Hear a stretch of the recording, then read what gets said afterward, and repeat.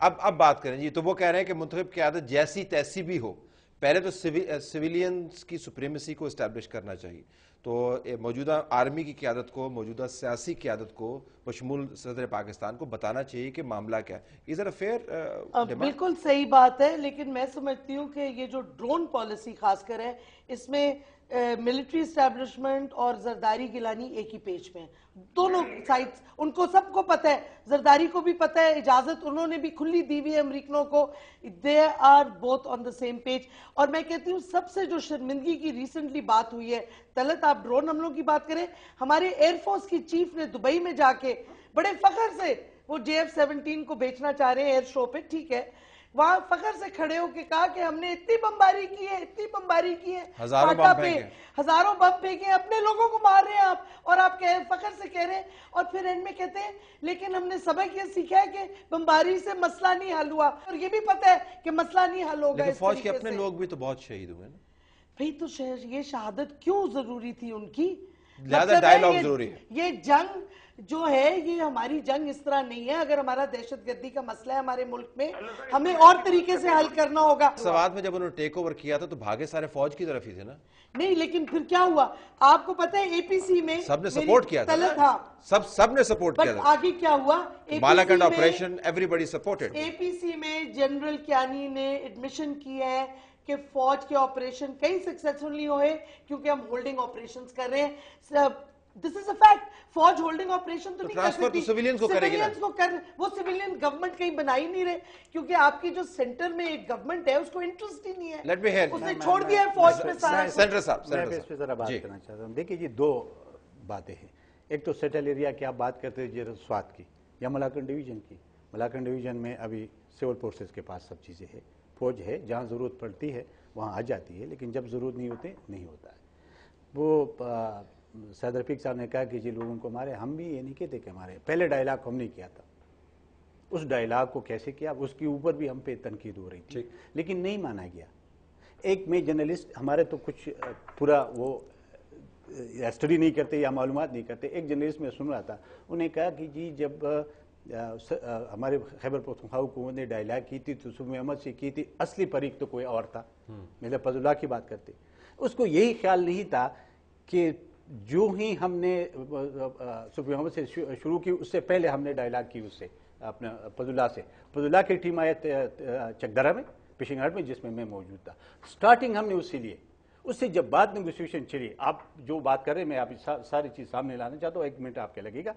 हमने जब उससे कहा कि जब हमसे डायलॉग करें और हम पीस चाहते हैं, आप जो चाहते हैं हमें बता दें, हम आपके लिए नाफिज करें। उन्हें कहा कि जी आप एग्रीमेंट में लिखिए एज ए तालिबान पाकिस्तान, तहरीक तालिबान पाकिस्तान। हमने कहा कि तहरीक तालिबान पाकिस्तान हम नहीं लिख सकते क्योंकि हमारा तो सेटल एरिया और हम प्राइवेट गवर्नमेंट है, ये तो सेंट्रल गवर्नमेंट, क्योंकि तहरीक तालिबान का जो मेन बेस है वो वजीरिस्तान है। उस वक्त बेतुल्ला मसूद जिंदा था, तो उसने कहा इस पे हमारी उनकी थोड़ा सा तलखी हो गई और आगे बात चली, तो उन्होंने कहा कि जी हमें टाइम दे दे, हम बात करते हैं। फिर उसने वहां से 45 मिनट बात की बेतुल्ला से, और बेतुल्ला ने फिर उसको इजाजत दी कि चलो आप अपने तहरीकी तालिबान स्वात रखे। मैं इसलिए कहता हूं कि देखिए पहले आप आइडेंटिफाई करें कि किससे बात करें, किससे बात करनी, जो लोग उनसे आप बात करें, आवाम बेचारे, और किसने बात करनी है। दूसरा सवाल ये भी है, हाँ किसने बात करनी और किसने बात करनी है, एक। और दूसरे ये कि जो बात आप करेंगे इम्प्लीमेंट भी तो करना है ना। जिस तरीके हमारे पास इख्तियार था, हमने डायलॉग की, हमने इम्प्लीमेंट भी किया, इसके बावजूद भी बड़े बड़े मुल्क भी उसके खिलाफ हो गए, हमारे यहाँ भी खिलाफ हुए। आपको पता है कि टॉक शोज में जो हमारे साथ होता रहा, जो हमारे लेबलर लोग बनते हैं, उन्हें हमें क्या गालियाँ दी, लेकिन हमने इस चीज़ की परवाह नहीं की। मैं आज भी कह रहा हूँ, देखिए ड्रोन हमलों को कोई भी जवाब नहीं है, लेकिन क्या हमने अब मैं अब फौज उधर जाती है ट्राइबल एरिया में, वहाँ वो अपने ऑपरेशन करते, उसके बाद क्या होगा, उसके बाद वहां कौन जो रेट है वो कौन कायम कर लेगा, क्योंकि उनका एक सिस्टम था, जिस सिस्टम को आपने खत्म कर दिया, मलक को मार दिया, तो अब उधर कोई है ऐसा नहीं है कि साहब ये पहले जरा इसके ऊपर आया कि ये, और ये ज़ाहिर है कि एक इंट्रिकेट कॉम्प्लेक्स किस्म का मामला है और हमें इसकी कॉम्प्लेक्सिटी के अंदर, पेचीदगी के अंदर जाना चाहिए कि डायलॉग आपने करना है तो किसके साथ आप डायलॉग कर रहे हैं, वो आपसे डायलॉग करने को तैयार हैं या नहीं है, एक तो ये। फिर डायलॉग करने के बाद उसको इंप्लीमेंट भी करना होगा, जिससे मुराद ये है कि कोई कौमी कंसेंसस पहले बनेगा तो फिर ही आप आगे जाएंगे। जब तक ये नहीं होगा तो दुनिया के पास कम से कम एक लाउजी सा जवाज है, लेकिन जवाज उनके पास मौजूद रहेगा। इसके ऊपर भी कभी बात होते हमने तफसील से सुनी नहीं। तलर भाई बात तो बहुत हुई है, और मेरा ख्याल है माजरत के साथ मीडिया पर भी बड़ी हुई है, और असेंबलियों के और पार्लियामेंट के ईवानों में भी बड़ी तवील तकरीरें रिकॉर्ड पर और तनकीद मौजूद और तजावीज़ मौजूद हैं। और ये जो कौमी सलामती की पार्लियामेंट्री कमेटी थी जिससे हम सबों को बड़ी तवक्कुआत बस्ता थी, उन्होंने तो बहुत लंबा चौड़ा काम करके कॉम्प्रिहेंसिव पॉलिसी हुकूमत को दी थी, लेकिन ये इस काबिल ही नहीं है कि उस पर अमल दरामद करते, ना हुकूमत इस काबिल है कि उस पर अमल करे, और मेरा नहीं ख्याल कि अफवाज ने भी उस पर अमल करने की कोई कोशिश की।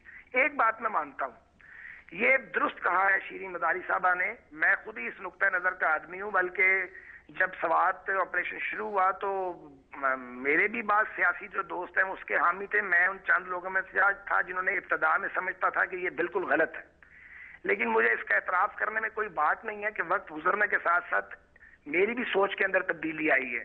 पहली बात यह है कि ये लड़ाई बिल्कुल दुरुस्त कहा गया हमारी नहीं थी, हम पर मुसल्लत की गई है, ये परवेज मुशर्रफ मुसल्लत कर गया है। लेकिन एक और बात हमें माननी पड़ेगी कि ये जो बीज बोए हैं नफरत के, ये खैर से हम ही ने बोए हुए हैं, और हम ही जब ये एएनपी वाले कहा करते थे कि जी ये तो रूस के लिए लड़ा जा रहा है, तो हम सारे एएनपी को टारगेट किया करते थे। थोड़ा सच बोलने की हमें कोशिश करनी चाहिए। लेकिन आज हम समझते हैं कि अफगान जहाज जो था वो इस्लाम के लिए तो पता नहीं था कि नहीं था, लेकिन हमारा कबाड़ा पाकिस्तान का और हमारे केपीके में जो एक कल्चर था रहने का और अपना एक अमन का कल्चर, उसका कबाड़ा हो गया, और आज उसके अंदर से ये लोग पैदा हो चुके हैं।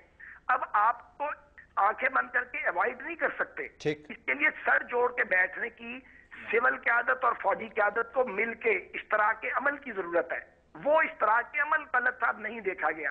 मैं एक बात जरूर कहूंगा कि सवात में शायद कोई रास्ता ही नहीं बचा था सर्जरी करने के सिवाय, लेकिन कोलेट्रल डैमेज बहुत हुआ है। अभी भी जब हमारी फौज ऑपरेशन करती होगी तो मैं सोचता हूँ बाज़ औक़ात बैठ के रातों को कि क्या जो तोप का गोला गिरता है जाके उसकी आंखें होती हैं कि वो किसी एक्सट्रीमिस्ट को हिट कर रहा है या वहां रहने वाले मासूम बच्चों और औरतों को? इसका सवाल का जवाब सियासतदानों या फौजी क़यादत या दानिशवरों किसी के पास नहीं है। और हमने इसका तलाश करने की जवाब कोशिश नहीं की है। एक बात मैं ये कहना चाह रहा था कि अगर इस मुल्क में इसी तरह की एक मफलूज हुकूमत रहेगी जिसके पास पार्लियामेंट में अक्सरियत नहीं है, तो वो अपनी कमजोरी की वजह से और ये जो इनकी नालायकी है, दोनों वजूहात की बुनियाद पे बोझ बनी रहेगी। एक मजबूत और मुस्तहकम सिविल हुकूमत पाकिस्तान को चाहिए अगर हमने इंतहा पसंदी के फरेब का मुकाबला करना है और इसके अंदर निकलना है। मेरे ख्याल में इसके ऊपर तो कंसेंसस है कि हमें पॉलिसी की सीरियसली रिवीजन की जरूरत है, कंसेंसस डेवलप करने की जरूरत है, और दोनों जो सिंगल पार्टी के बस की बात में नहीं है। और तलत ये भी कंसेंसस आई थिंक है कि ड्रोन हमले बिल्कुल एक्सेप्टेबल नहीं, इलीगल है, और इनको रोकना बड़ा जरूरी है और एक पोजीशन लेनी पड़ेगी। और जहां तक डायलॉग की बात हो रही थी, देखो दुनिया हर जिधर भी इस किस्म की दहशतगर्दी हुई है, IRA को देख लो, अमेरिका ने बरतानिया को डंडे देके नेगोशिएटिंग टेबल पे लाए उन्हीं लोगों को जिनको वो दहशतगर्द कहते थे। तो और there were no pre conditions, arms उन्होंने सरेंडर किए आफ्टर गुड फ्राइडे एग्रीमेंट, पहले नहीं किए। तो मतलब है अब हमें किसी से डायलॉग वाले एक IRA वाले और यहाँ फर्क है। IRA वाले आजादी चाहते थे, वो एक आपके क्या इसको तस्लीम करे कि वो लोग आजादी चाह रहे हैं? IRA वाले देखिए सुनने ना जरा मेरा अर्ज सुनने, दहशतगर्दी में फर्क है। मैं ये नहीं चाहता हूँ, मैं कहता हूँ कि होना चाहिए, लेकिन आइडेंटिफाई लाइन ड्रॉ नहीं करोगे तो फिर कैसे वो लाइन भी कंसेंसस से ड्रॉ आर्बिट्रेरली कोई एक पार्टी की बस की। देखिए मैं एक वाजे बात करना, चाहे कोई भी कह दे हम आ रहे हैं, सुनामी आ रहा है, कोई भी आ रहा है, कोई भी सिंगल पार्टी का के बस की बात इस दलदल में पाकिस्तान को नहीं निकाल सकती। Fair enough. Let me just leave it at that. Thank you so very much all three of you. नाज़रीन, डिबेट के बाद बानतीजा अमल की ज़रूरत है, और वो तभी होगा कि जब हम इस मामले को नज़रों से ओझल नहीं करेंगे। मीडिया से ये नहीं निकलना चाहिए, सियासी बहस से ये नहीं निकलना चाहिए, और उसके बाद सर जोड़कर बैठना चाहिए कि हमने मुस्तकबिल में क्या करना है। ये वो इश्यूज़ हैं जिनको हम नज़र से ओझल नहीं कर सकते। ये रोज़ाना हम पर मुसल्लत होते हैं, चाहे इसकी खबर बने या ना बने। हमें इजाज़त दीजिए। अल्लाह हाफ़िज़।